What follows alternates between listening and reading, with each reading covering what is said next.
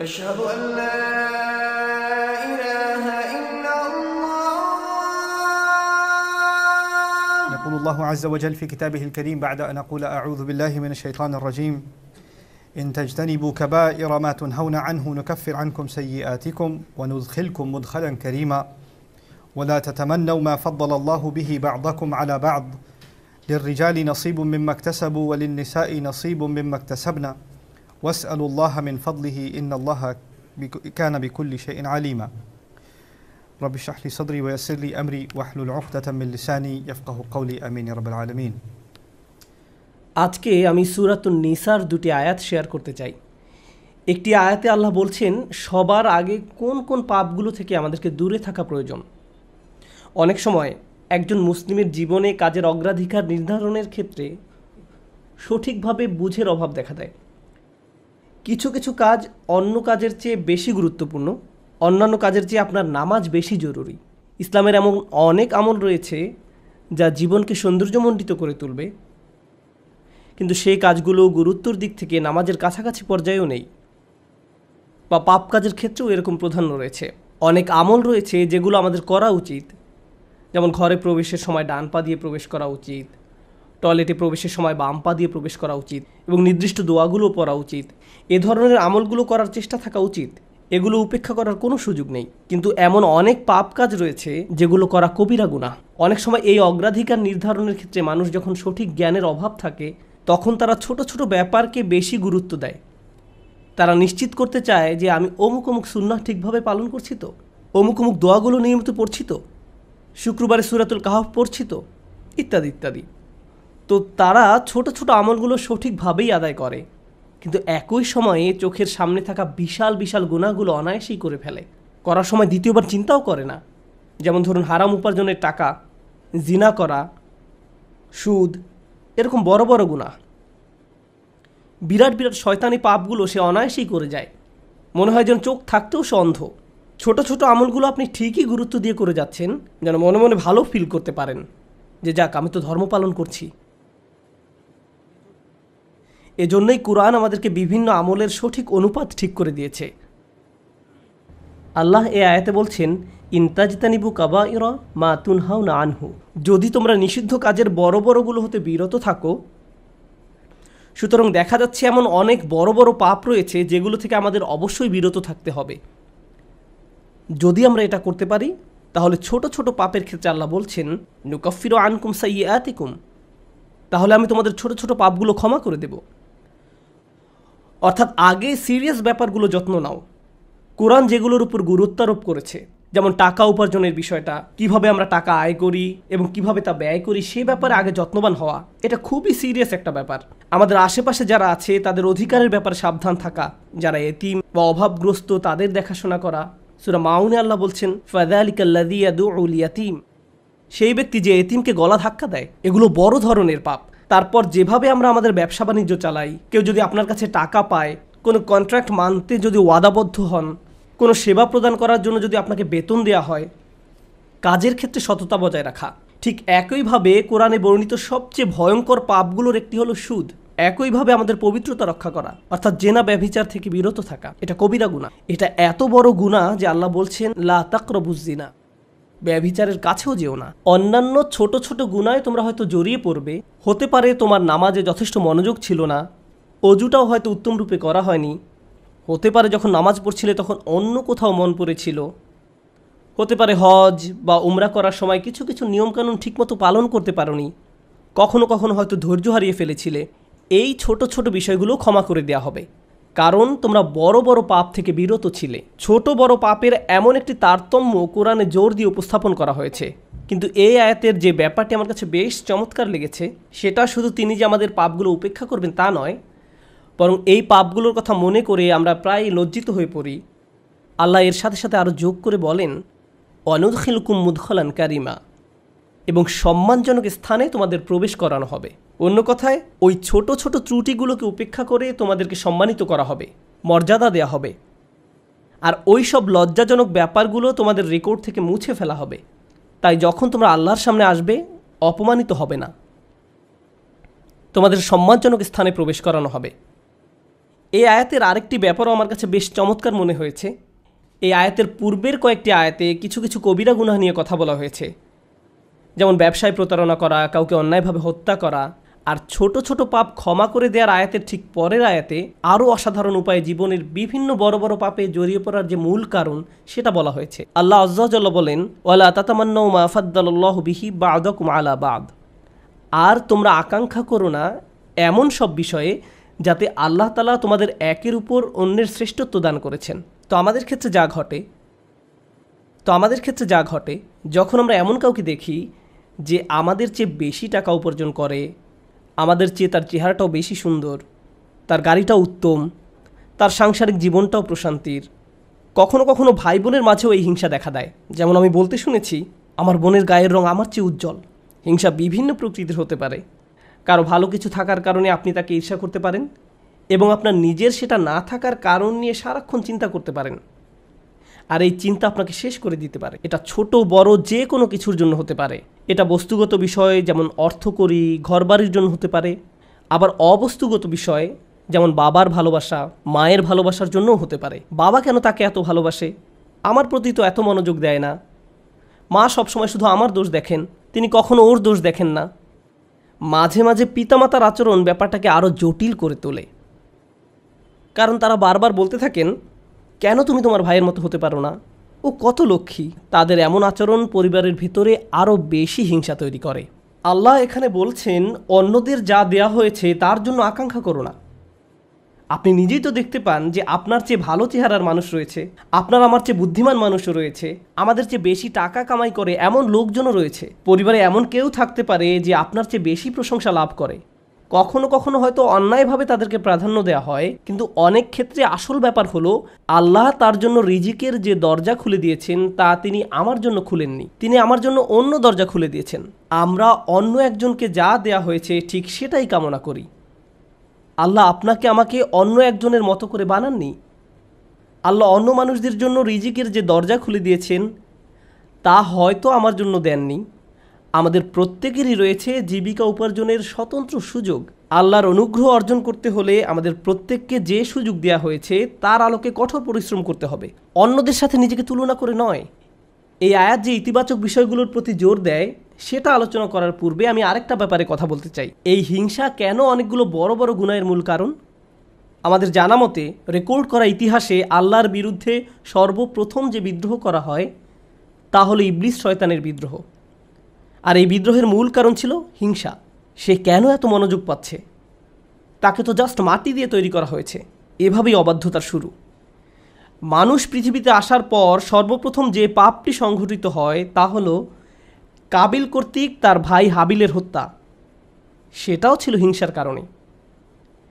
এই হিংসা এতটাই জঘন্য আর কদাকার হতে পারে যে আপনি যদি ইয়াকুব আলাইহিস সালামের মতো একজন মহান নবীর সন্তানও হয়ে থাকেন, আর আপনার ভাইও যদি হয়ে থাকেন একজন অসাধারণ ছেলে যে কিনা এখনও নবী না হলেও তার মাঝে নবীর বৈশিষ্ট্য বিদ্যমান রয়েছে, এই হিংসা আপনাকে এতটাই নিয়ন্ত্রণহীন করে দিতে পারে যে আপনি তাকে হত্যা করতে উদ্যত হতে পারেন।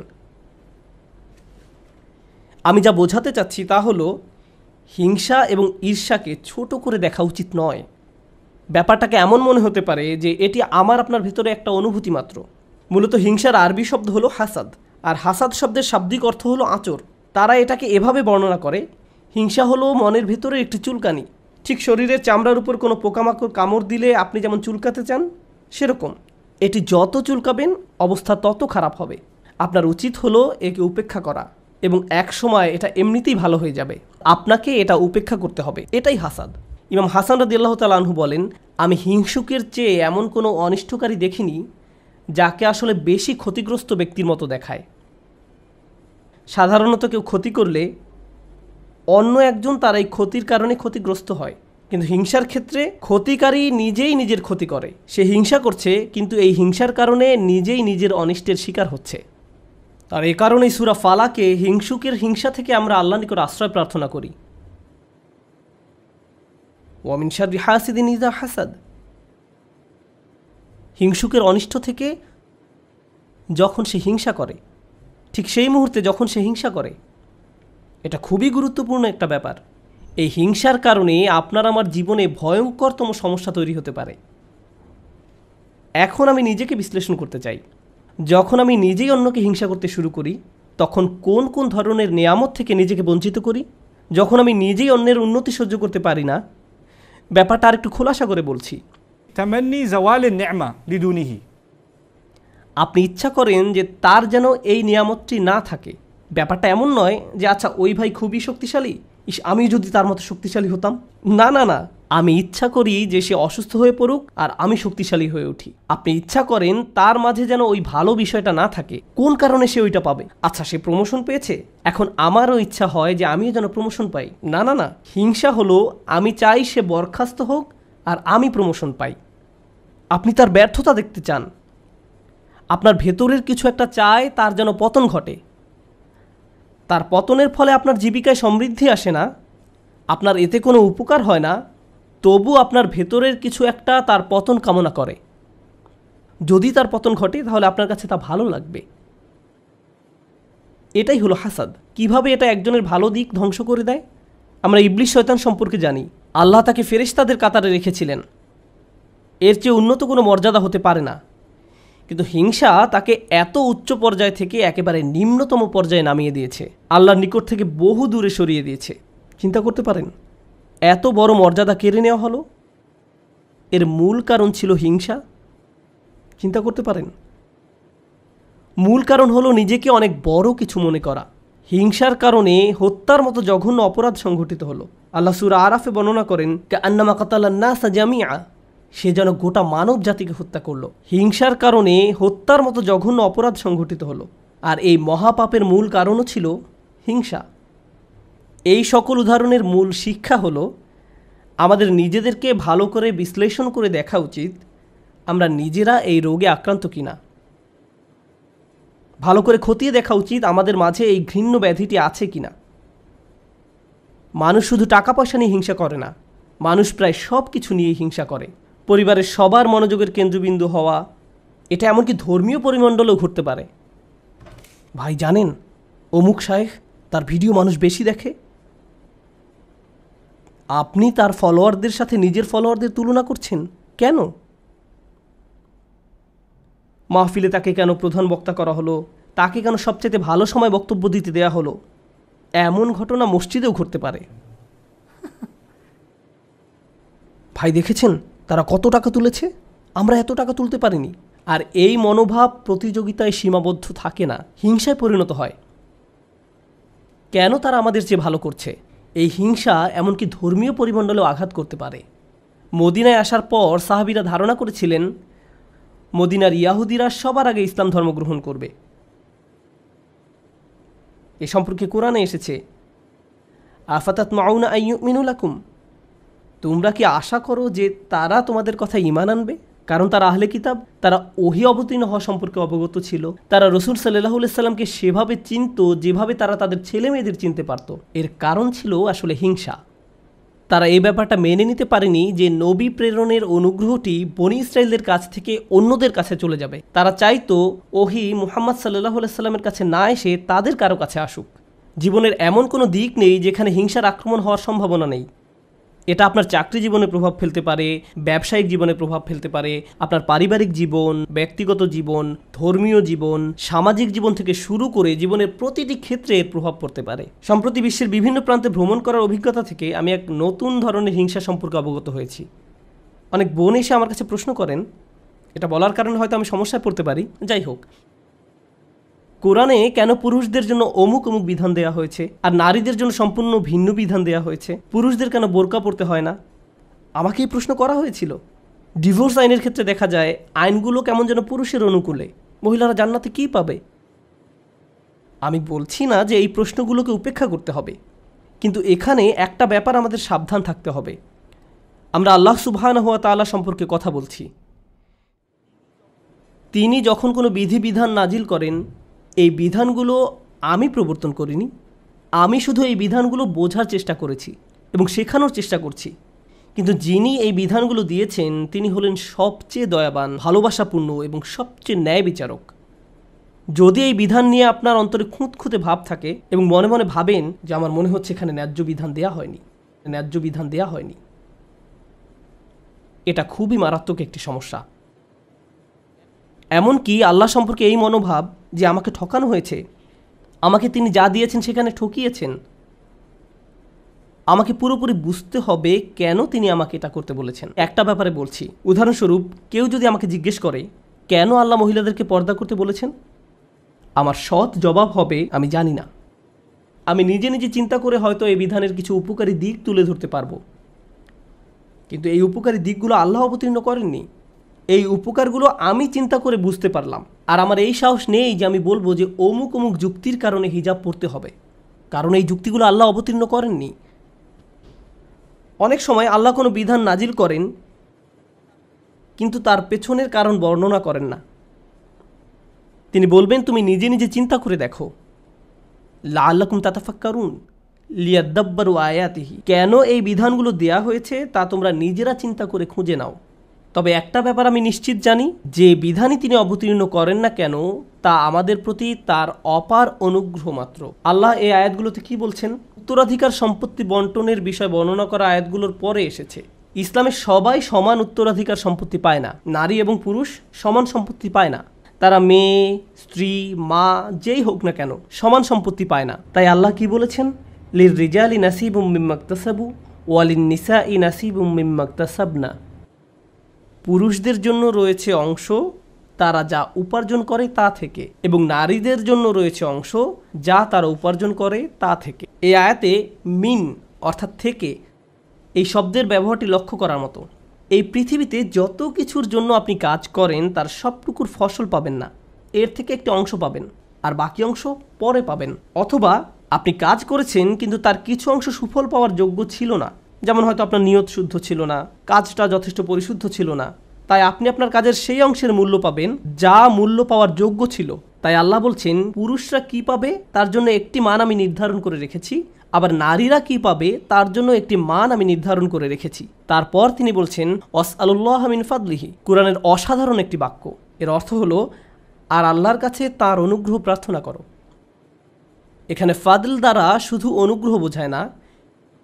হিংসার ক্ষেত্রে হিংসুক ব্যক্তি মনে করে অমুক আমার চেয়ে বেশি ফাদল পেয়েছে, অমুক ব্যক্তি সম্পত্তির দিক থেকে আমার চেয়ে বেশি ফাদল বা অধিক আনুকূল্য পেয়েছে, অথবা চেহারা সুরতের দিক থেকে বা সুযোগ সুবিধার দিক থেকে বেশি আনুকূল্য পেয়েছে। বাসায় কোনো মেয়েও এমনটা অনুভব করতে পারে, কারণ তার বোন বিয়ের সব প্রস্তাব পাচ্ছে কিন্তু সে পাচ্ছে না, আমার বোন আমার চেয়ে বেশি ফাদল পেয়েছে।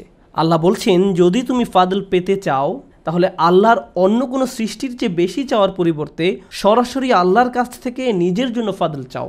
নিজেকে অন্যদের সাথে তুলনা করা বন্ধ করো, বরং আল্লাহর নিকট থেকে তুমি নিজের জন্য কী পেতে পারো তার দিকে মনোযোগ দাও।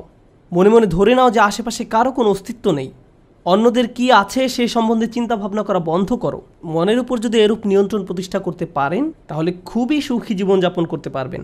যদি কখনো এমনটা হয় যে তুমি ক্লাসে বসে আছো, স্যারের বক্তব্য শুনতে পাচ্ছ কিন্তু কিছুই বুঝতে পারছো না, মনে মনে ভাবছো আমি জানি না আমি কোন স্বর্গে বাস করছি, কিন্তু তোমার পাশের ছেলে বা মেয়েটি প্রতিবার হাত তুলে স্যারের প্রত্যেকটা প্রশ্নের জবাব দিচ্ছে আর তোমার মন বিষিয়ে উঠছে, মনে মনে ভাবছো যদি মেয়েটাকে কষে একটা চড় দিতে পারতাম, আমি তাকে সহ্য করতে পারছি না কারণ সে সব প্রশ্নের উত্তর দিচ্ছে।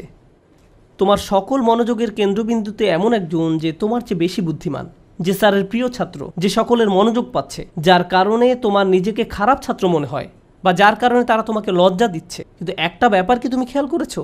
তুমি সেখানে বসে আছো শুধু তুমি এবং শিক্ষক। তুমি এখানে এসেছো শিখতে, অন্যের দোষ না দিয়ে তোমার উচিত নিজেকে দোষ দেয়া। হায় হায় আমি আমার মনোযোগ হারিয়ে ফেলেছি। নিজের কাছে ব্যাখ্যা দাবি করো কেন তুমি মনোযোগ হারালে। প্রশ্ন করতে গিয়ে লজ্জা অনুভব করো না। তুমি এখানে এসেছো নিজের উন্নতি সাধন করতে, অন্যদেরকে নিজের মূল্য বোঝাতে নয়। তুমি এই জন্য শিখতে আসোনি। একই কথা প্রযোজ্য চাকরির জায়গায়, পরিবারের। অন্য কাউকে বেশি দাম দেওয়া হচ্ছে বলে আপনি নিজেকে গুটিয়ে ফেলবেন না। যদি কোনো অন্যায় করা হয় আপনি কথা বলুন, কোনো কিছু যদি বলার থাকে বলুন। যদি কোনো কিছু আপনাকে বিরক্ত করে ভেতরে ভেতরে জ্বলবেন না এবং এটাকে বড় হতে দিবেন না, নিজের ভেতরে ঘৃণা তৈরি হতে দেবেন না। আমরা আল্লাহর নিকট যে দোয়াগুলো করি তার একটি হলো ওয়ালা তাজআল ফি কুলুবিনা গিল্লাল লিল্লাযিনা আমানু, ঈমানদারদের বিরুদ্ধে আমাদের অন্তরে কোনো বিদ্বেষ রেখো না। যখন আমরা কিয়ামতের দিন তার সামনে দণ্ডায়মান হব তখন যেন আমাদের অন্তরে ঈমানদারদের বিরুদ্ধে কোনো গিল বা খারাপ অনুভূতি না থাকে। আমরা দুনিয়াতেও এটা চাই না, আর জান্নাতে আল্লাহ আমাদের থেকে তা দূরে রাখুন। তাই এই ব্যাপারটা পার্থিব জীবনে ঘটতে পারে।